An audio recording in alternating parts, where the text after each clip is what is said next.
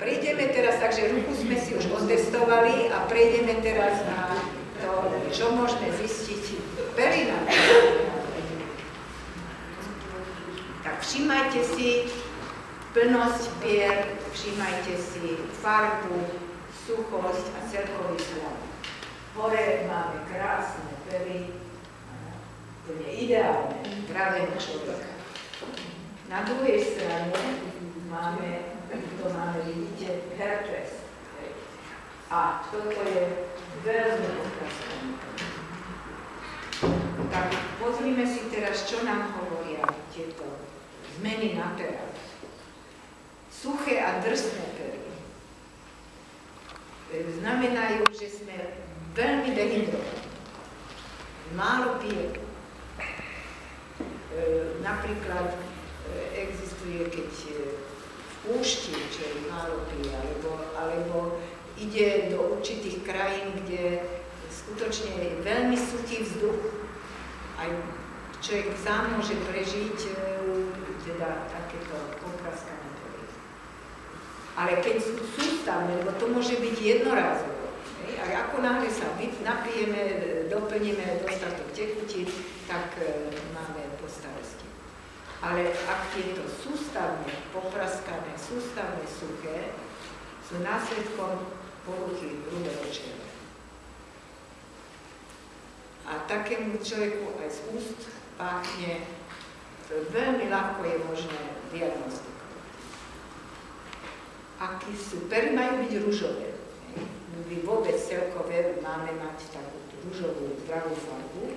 Ak sú bledé, znamená to, že ten človek trpí na anémiu, nedostatok červených krvínek. Ak sú žlté, tak je to žltačka. Hovorím sme aj o tvári, ale môže to byť aj pery do žltú.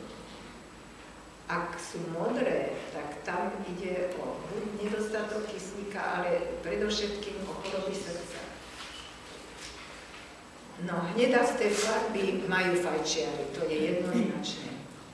A nedostatok teda tým pádom aj prekrvenia organizmu. Môžu byť rôzne bodky, bledohnedé škvrny na perách. Tak to je vlastne, že to trávenie v črevách nie je v poriadku. A môže byť prítomnosť črevných parvotov. Zápaly, často máme zápalové plusgieriky pozdĺž okrajov pier, tak to je ten známy herpes a tam chýba jedna D-vitamíny, môžeme to napraviť, že si užívame B-komplex a posilníme si imunitný systém, je oslabený. Popraskané, zapálené kutiky úst, často to mávajú aj deti, tak to je v prvom rade znížená imunita. Ako som spomínala aj pri herpese, nedostatok vitamínu D, teda celá komplexu vitamínov, zinku a železa. A oznamuje nám organizmus, ak máme, že máme podráždený pankreas. Máme tieto popraskané pery. Čiže to môže byť kutiky úst, to môže byť rôzneho pôvodu a ak nezaberajú ani vitamíny, ani zinok, ani železo, tak jasné je, že nám ide o pankreas. Čiže vyučovacou metodou môžeme zistiť príčinu. Teraz smer kutikov úst. Niekto má takto dole. Nehovorím o tých, ktorí nemajú zuby, tak to klesne automaticky, ale tí ľudia, ktorým to ide dole, tak tí sú sfrustrovaní a zamračení.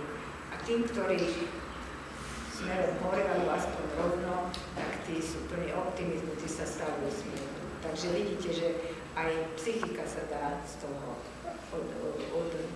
odčítať.